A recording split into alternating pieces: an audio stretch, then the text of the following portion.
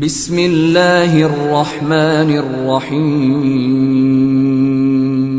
جنگ خندق میں خندق کھودی جا رہی تھی تو ایک چٹان آ گئی بہت بھاری، سارے صحابہ نے زور لگایا وہ نہیں ٹوٹی۔ تو حضرت سلمان فارسی کی تجویز تھی کہ خندق کھودی جائے، تو جس حصے میں وہ خندق کھود رہے تھے حصے تقسیم ہو گئے تھے، اسی میں وہ چٹان آئی، سب نے زور لگا لیا، چٹان نہیں ٹوٹی۔ تو سلمان فارسی حاضر خدمت ہوئے، یا رسول اللہ ایک چٹان آڑے آ گئی ہے، ٹوٹ نہیں رہی۔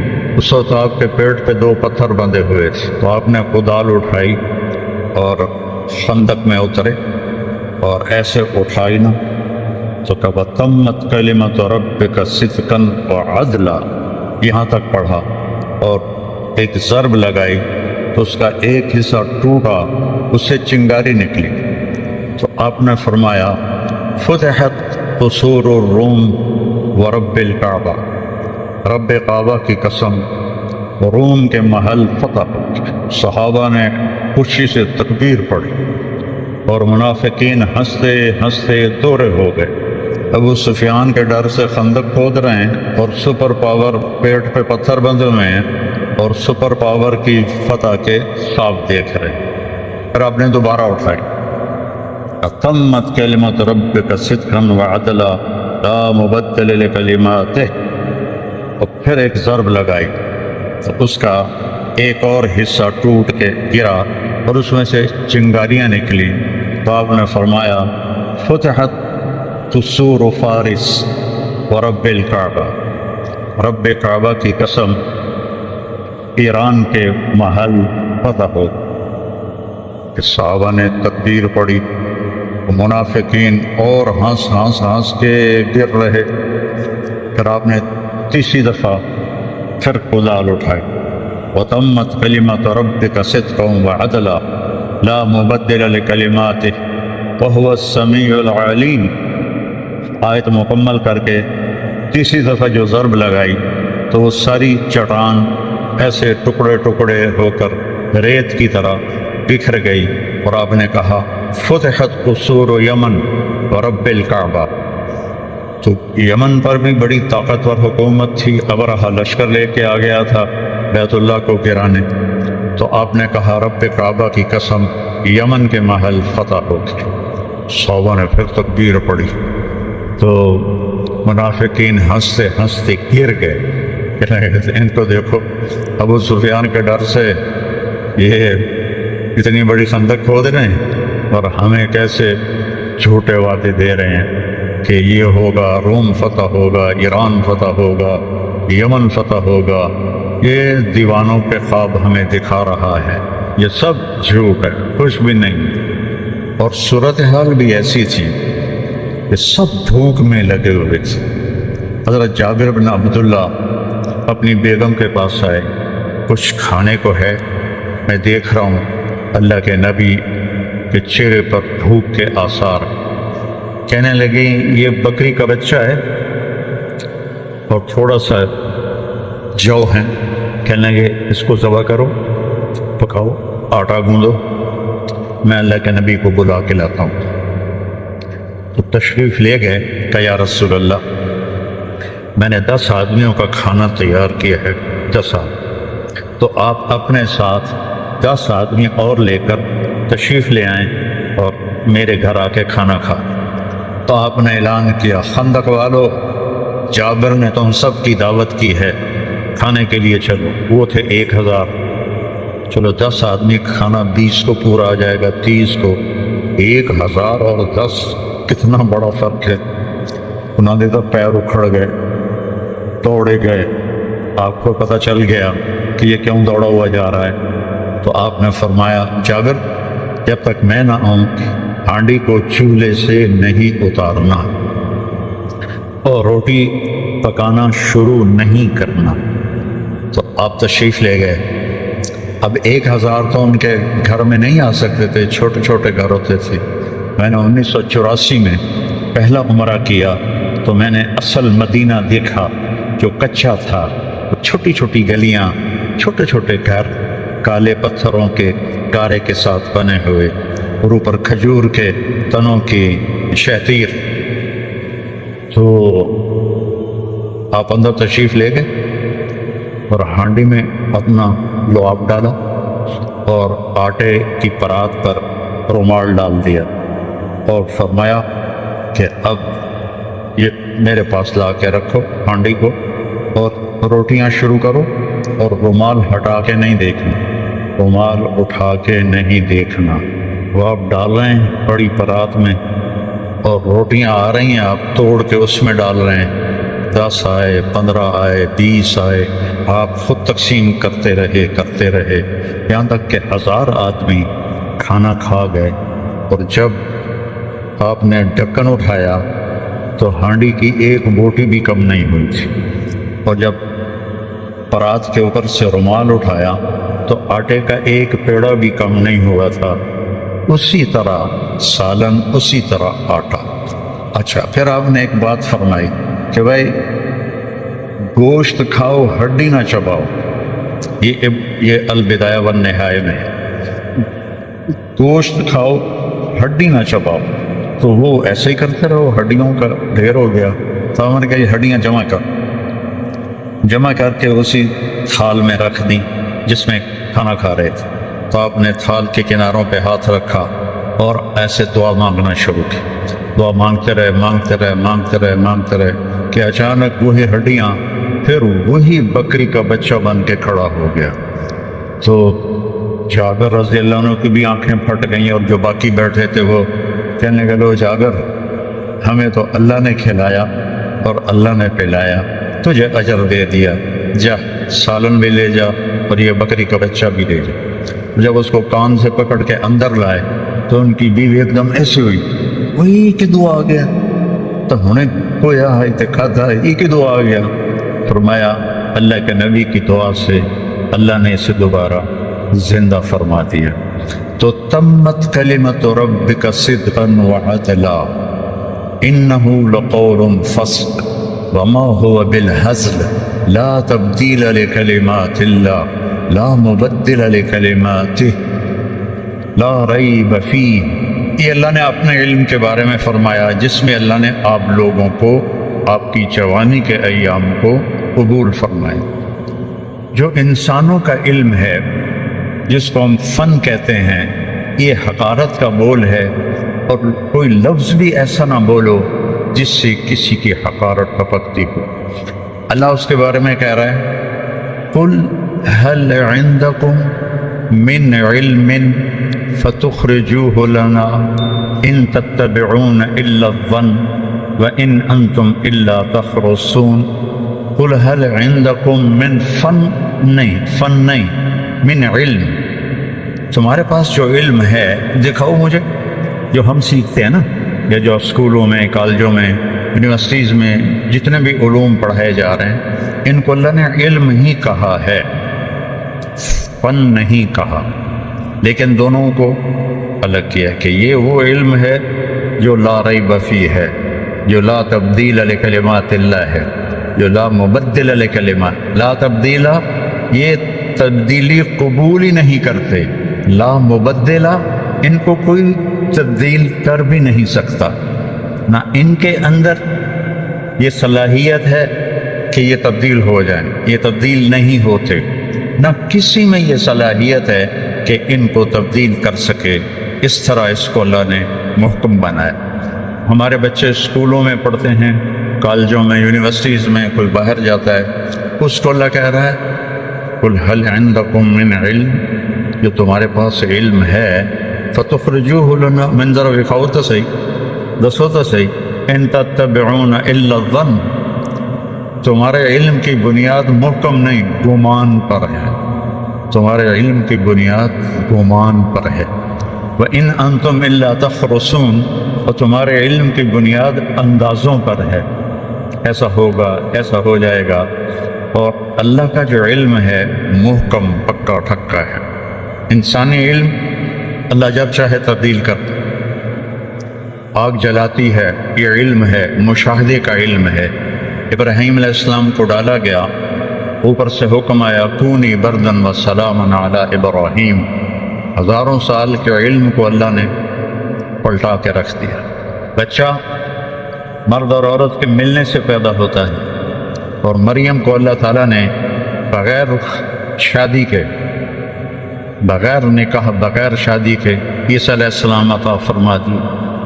فتمثل لها بشرا سویا، ایک خوبصورت انسان کی شکل جبرائیل آئے۔ انی اعوذ بالرحمن منک ان کنت تقیا، میں اللہ کی پناہ مانگتی ہوں تیرے شر سے۔ وہ کہنے لگے ڈرو نہیں، میں انسان نہیں، انما انا رسول ربک، میں فرشتہ ہوں، تو میرے پاس کیا لینے آئے ہو؟ لأہب لک غلاما زکیا، آپ کو ایک بہت پاکیزہ بچہ اللہ دینے والا ہے۔ انا یکون لی غلام، بھلا مجھے بیٹا ہو سکتا ہے؟ لم یمسسنی بشر، میں نے تو شادی نہیں کی، ولم اک بغیا، اور میں بدکار نہیں۔ اور بیٹا ہونے کے دو راستے ہیں، ایک حلال ہے جو شادی سے ہوتا ہے، ایک حرام ہے جو بغیر شادی کے ہوتا ہے۔ تو حرام میں کر نہیں سکتی، شادی میری ہوئی نہیں، تو مجھے کیسے بچہ ہوگا؟ قال کذالک قال ربک هو علی هین، مریم یہ تو مسئلہ ہی کوئی نہیں۔ وَلَنَجْعَلَهُ آیَةً لِلنَّاسِ، وہ تیرے رب کی نشانی بنے گا۔ وَكَانَ أَمْرًا مَقْضِيًّا، وہ تو تیرے دنیا میں آنے سے پہلے ہی فیصلہ ہو چکا تھا کہ تجھے بن خامن کے اللہ بیٹا دے گا۔ اب وہ آگے بڑھے، وہ ڈر کے پیچھے ہٹے تو کہنے لگے ڈرو نہیں، ڈرو نہیں، میں بشر نہیں ہوں، انسان نہیں ہوں، ڈرو نہیں۔ لیکن وہ ایک انسان کو دیکھ رہی ہیں تو وہ ڈرتے ہوئے پیچھے ہٹ رہی ہیں، اور وہ آہستہ آہستہ آگے بڑھ رہی ہیں۔ تو وہ ڈرتے ڈرتے پیچھے ہٹتے ہٹتے دیوار کے ساتھ لگ گئے۔ اب اس سے آگے تو جانے کا کوئی راستہ نہیں تھا، تو جبریل تسلی دیتے ہوئے آتے گئے یہاں تک کہ ان کے یہاں سے پکڑا کرتے کو، یہاں سے جسم کو ہاتھ نہیں لگایا، ان کے کرتے کو یہاں سے پکڑا، اسے یہ کھلے ہوتے تھے اور یوں کر کے اپنی طرف ایسے پھونک ماری، یہاں پھونک ماری۔ فنفخنا فیہ من روحنا صدقت بکلمات ربها وکتبہ وکانت من القانتین، تو ایسے انہوں نے پھونک ماری۔ فحملتہ، ساتھ ہی حمل ہو گیا۔ فانتبذت بہ مکانا قصیا، اور ساتھ ہی وہ ایک دور جگہ پہ تشریف لے گئے۔ فاجاءها المخاض الى جذع النخلہ، اور اس کے ساتھ ہی درد ذیل شروع ہو گیا، اور ایک کھجور اوپر سے کٹی ہوئی، صرف اس کا تنا کھڑا ہوا، اس سے ٹیک لگائی اور بچہ پیدا ہو گیا۔ یا لیتنی مت قبل ھذا وکنت نسیا منسیا، آئے میں مر جاتی، لوگ میرا مرنا بھی بھول جاتے، میرا دنیا میں آنا بھی بھول جاتے۔ فناداھا من تحتھا، اب سامنے نہیں آئے، اب بے پردگی تھی تو پیچھے سے کہا لا تحزن قد جعل ربک تحتک سریا، فکر نہ کر، یہ چشمہ اللہ نے نکال دیا ہے۔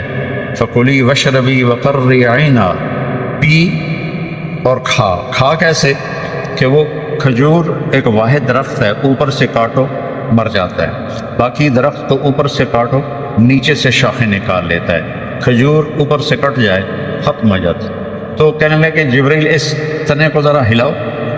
حضرت مریم نے ہلایا تو اس کے اندر سے تر و تازہ کھجوریں ان کے سامنے گر پڑیں۔ میں کلی واشربی، مریم دیکھو بغیر پتوں کے اللہ نے کھجور میں سے پھل دے دیا، ایسی تجھے بن خامن کے اللہ نے بیٹا دے دیا۔ تو اللہ ہمارے علم کو اس لیے کہہ رہا ہے ان تتبعون الا الظن وان انتم الا تخرصون، تمہارے پاس اندازے ہیں اور تمہارے پاس اپنی گمان ہیں۔ تو اب لوگوں کو اللہ تعالیٰ نے قول فصل میں لگایا، قول فصل، اور اللہ کے نبی نے آپ کو ورثۃ الانبیاء فرمایا۔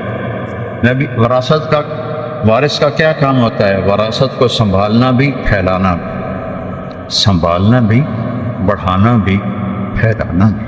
آپ کے ذمے اللہ نے یہ ایک کام لگایا ہے جس کو تبلیغ میں کہا بھی جا رہا ہے، کیا بھی جا رہا ہے، اور غریب لوگ زیادہ تر دھکے کھا رہے ہیں۔ پچھلے ہفتے 2 جماعتیں تھیں، ایک بلوچستان کی تھی اور ایک بھوٹ کی سندھ کی، سارے غریب لوگ، ایک معذور تھا ایک ٹانگ سے، 1 سال پیدل چل رہی تھی، متوازی جماعتیں 1 سال پیدل چل رہی تھی، تو اللہ تعالیٰ نے ایک حجت قائم کر دی گمراہی کی حد تک، یہ اس کے عقائد خراب ہیں، اس سے ملنا نہیں، یہ بدعتی ہے، اس سے ہاتھ بھی نہیں ملانا، اس سے ملنا بھی نہیں ہے، ان کا رد کرنا ہے، یہ گستاخ ہے، یہ گستاخ اکابر ہے، یہ گستاخ صحابہ ہے، یہ گستاخ فلاں ہیں، ان کو تو ہاتھ بھی نہیں ملانا۔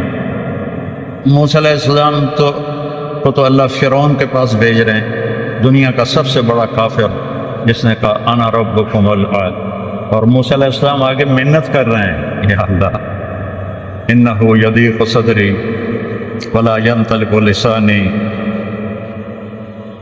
فارسل الی ہارون ولہم علی ذنب فاخاف ان یقتلون۔ 5 عذر پیش کر رہے ہیں موسیٰ علیہ السلام، یا اللہ میرا تو سینہ تنگ پڑ جائے گا، میں کیسے جاؤں، میری زبان نہیں چلتی، ہارون کو بلا، وہ اچھی بات کرتا ہے، میں نے ان کا ایک بندہ بھی مارا ہوا ہے، وہ مجھے مار دیں گے۔ یہ 5 عذر موسیٰ علیہ السلام نے پیش کیے کہ مینوں نہ گھال، میں نہیں جاندا، سیدھا صاف جو مطلب تھا مینوں نہ گھال۔ تو اللہ تعالیٰ نے کہا اذهب الی فرعون، جا تو ہی جائے گا۔ کہ اچھا چلو میری ایک منت ہے، میرا بھائی میرے نال کر دے، کہا اچھا اذهبا انتما بآیاتنا، چل تو بھی جا اور ہارون بھی جائے، جا کے دعوت دو، حل لک الی ان تزکی واہدیک الی ربک فتخشی۔ تو قرآن پڑھو کہ کس طرح نافرمان اور اللہ سے دور اور اسلام سے دور لوگوں کو کس طرح قریب کرنا ہے، پھر تو تمہیں صحیح تصویر نظر آئے۔ تم کو فلاں ہمارے اکابر ہیں، انہوں نے یہ کیا، فلاں اکابر نے یہ کیا، اب ہم اکابر کو دیکھیں کہ مولوی طارق جمیل کو دیکھیں، تو میں تو کہہ رہا ہوں مجھے دیکھو ہی نہیں، قرآن کو دیکھو۔